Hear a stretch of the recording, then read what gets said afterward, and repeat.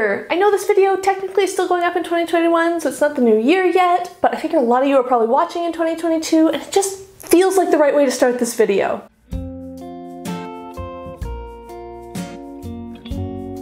Hi everyone, Rosie here.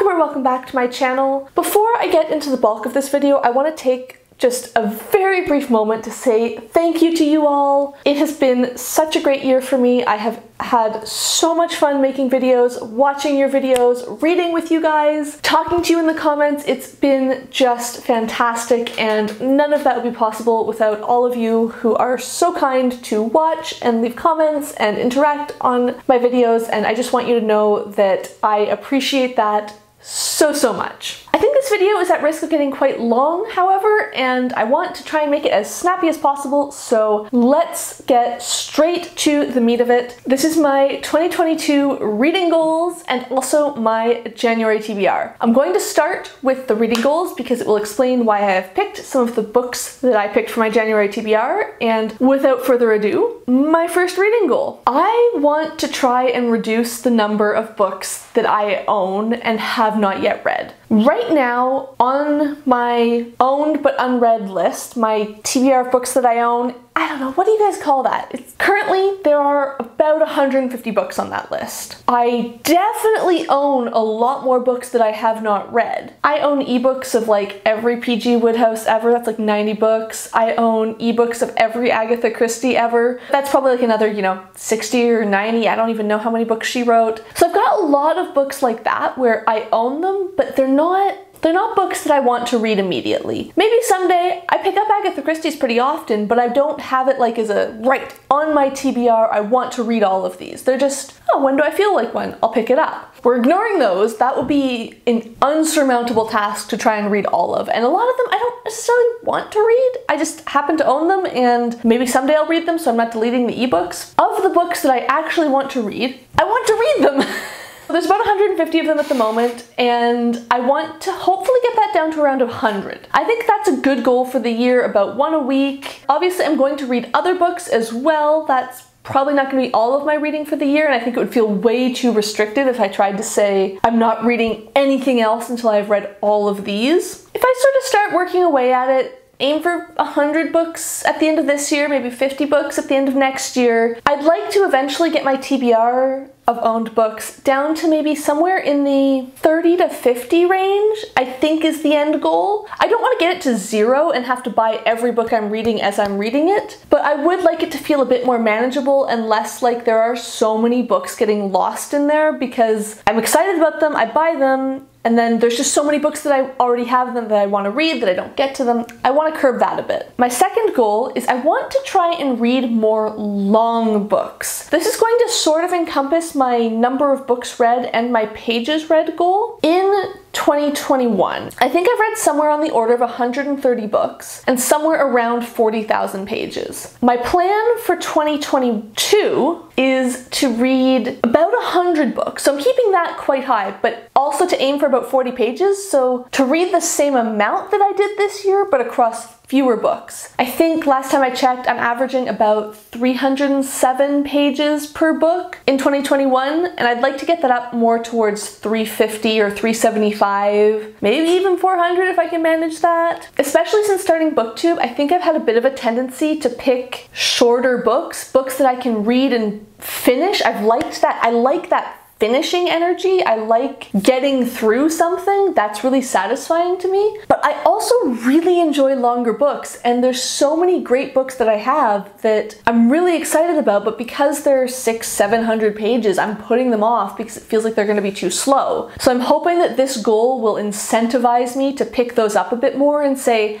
yeah, okay, this is the equivalent of 3 other books, and it's okay to read this one instead of 3. My third reading goal is to keep working on finishing series and reading sequels. This is one of the goals that I had in 2021. I think it's gone reasonably well. I'm going to make a video at some point in January about what series did I finish in 2021, what series did I start, what progress did I make. In general, I want to keep doing that. It's been very satisfying. There's still a lot of series that I want to finish. And goal number 4 is kind of just a short and sweet one. I want to continue my publication order Discworld reread. Since I think I started in 2019, but I really picked up pace when I started my Booktube channel in 2020. 2020. I've been reading through Terry Pratchett's Discworld novels in the order that they were published, and that's just fantastic. I'm loving that. I'm finding it so satisfying. I even realized that there's a couple novels that I never read and I thought I had. So I want to prioritize doing that, and I figure if I make it a reading goal, it sort of gives me permission to include that. I don't have to feel guilty about doing these rereads because they make me really happy, and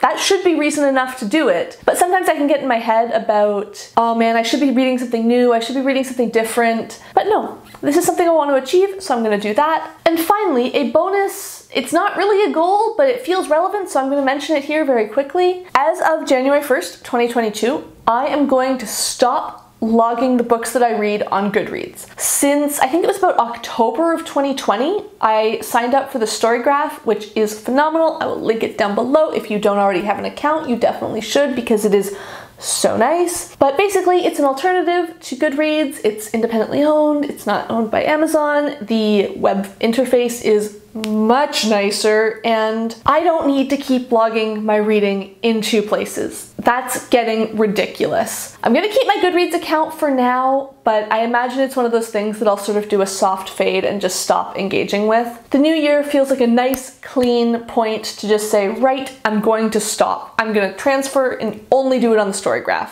Now for the TBR section. I have rather a large number of books that I want to read in January, so I'm just gonna start with one that is a rollover from December. I have been reading House of Leaves by Mark Z. Danielewski since the beginning of December. I'm sort of dipping in and out.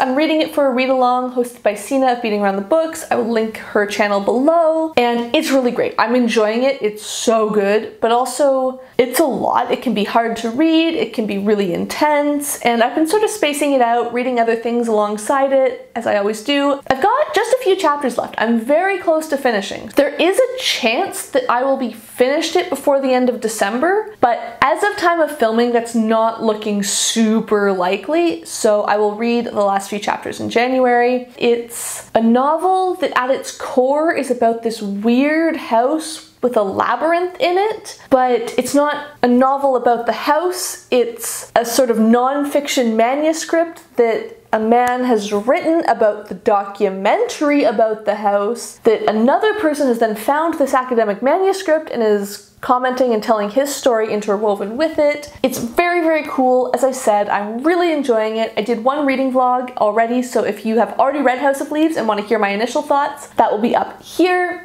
There's going to be another reading vlog in January, and I'm going to make a video once I've finished the book as sort of a non-spoilery thoughts, reflections, review. I don't even know what it's going to be, but that'll be coming in January as well. Next, and this will probably be the first book that I read in January, I have Olga Dies Dreaming by Xochitl Gonzalez. This is an ARC, so thank you to NetGalley and Flatiron Books for giving me access to that. I think it actually comes out January 4th. So it's coming out very soon. If this sounds interesting, I think it's being heralded as like an amazing debut novel that everyone can't wait to read. I've seen it on so many super anticipated books of 2022 lists. I'm excited. I think it's literary fiction, general fiction. I'm never really sure how those intersect. What are they? Who knows? But it's about a pair of siblings who live in New York, and I think they're both outwardly very successful. He's a local politician, I think, representing their neighborhood. She's a very successful wedding planner, and they're sort of outwardly this huge success story, but they've got family drama and secrets and stuff going on. I don't really know too much more about what it's going to be about. That sounds intriguing enough. It sounds really cool. I'm also going to be reading All God's Children Need Traveling Shoes by Maya Angelou. This is the 5th book in her autobiography series. That is a series that I am absolutely hoping to finish soon. I was working on it in 2020 and in 2021, and I'm so close. I am so in love with Maya Angelou's writing. It's just phenomenal, and I really want to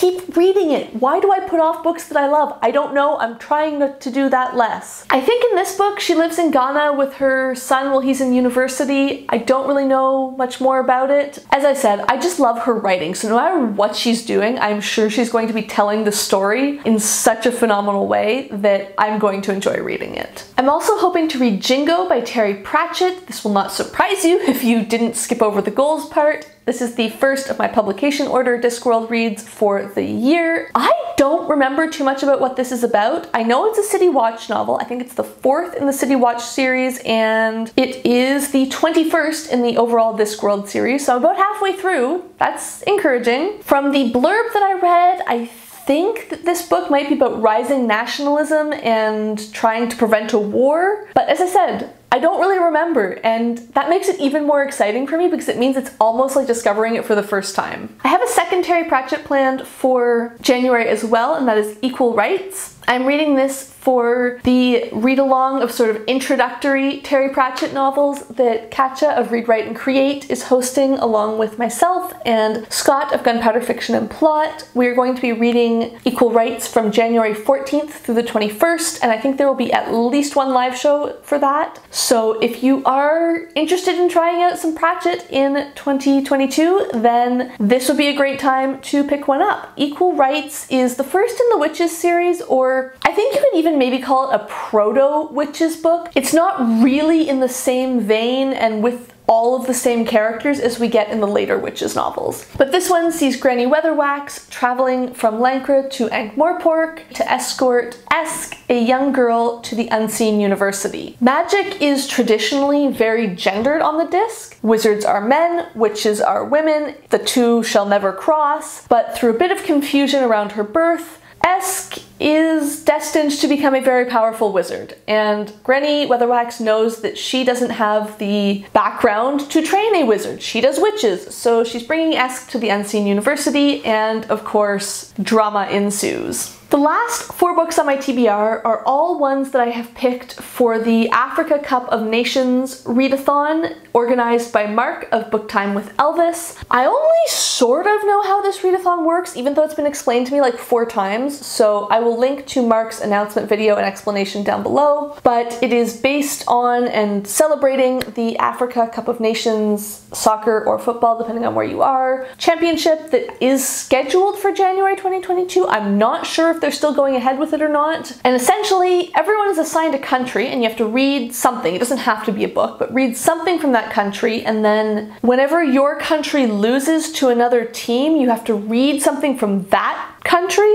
Anyways, I've picked 4 books to start. I might read more, I might not. I've picked a book for every country in the group that my country is in, and I figure even if I just do that, that's a solid effort. I drew Cape Verde. I've chosen to read The Madwoman of Serrano by Dina Salustio with Jethro Soutar as the translator. It's a sort of magical realism type book, I think. The description says, Serrano is an isolated village where a mad woman roams. But is she really mad, or is she marginalized because she is wise and a woman? I mean, I was immediately hooked. Yes, this sounds like it's gonna be my kind of book. I think it's about a man in a small village who meets a mysterious woman who appears out of nowhere. They have a kid, the woman disappears. Later on, the daughter is removed from the father under mysterious circumstances, and then many, many years later, when a dam development project is threatening the village, he travels to the city and maybe reunites with his daughter. I have absolutely no idea what to expect in terms of writing or plot or anything, but I think it should be really exciting, and one of those books that I never would have probably heard of if it weren't for this readathon, but now that I have, I'm so excited to read this. Now I have 3 books from the other countries in my group. So from Ethiopia, I'm going to read The Wife's Tale by Aida Edemariam.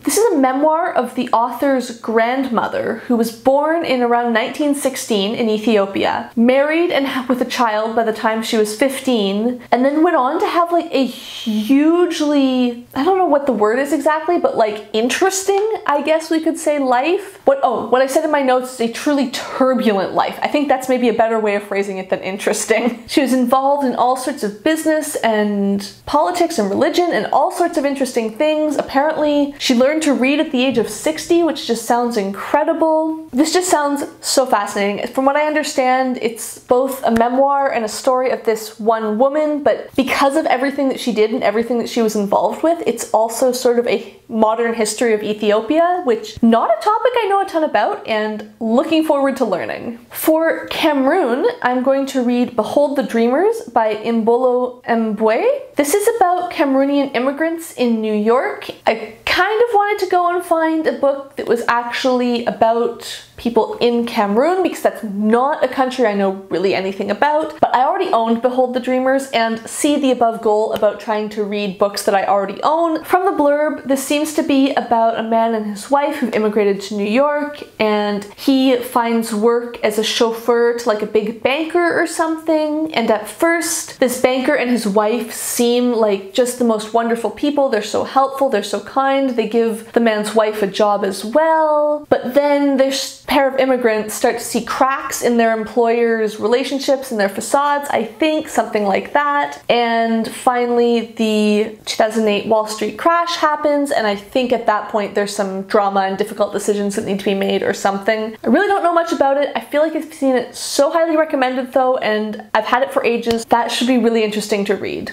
And finally, from Burkina Faso, I'm going to read Women's Liberation and the African Freedom Struggle by Thomas Sankara. The quote from the blurb is, "There is no true social revolution without the liberation of women," explains the leader of the 1983 through 1987 revolution in Burkina Faso. I'm not sure if this is technically a book or a very long essay because it's only 72 pages long, but that title, that description, I need to read this. This sounds so interesting. And I know I say that about everything, but it really does. I think I also want to do a bit of Googling and a bit of reading about Burkina Faso and its history in general to sort of maybe hopefully get some more context for what was going on here. So those are all the books I'm hoping to read in January. I think it should be manageable. There's definitely some longer books in there. There's definitely a lot of books in there, but I'm gonna listen to at least one of them on audio, and some of them are shorter. Hopefully I will have time to get to all of them and enjoy all of them, because legit, I don't know how I'm gonna pick and choose if I don't have time for all of these. I want to read them so much.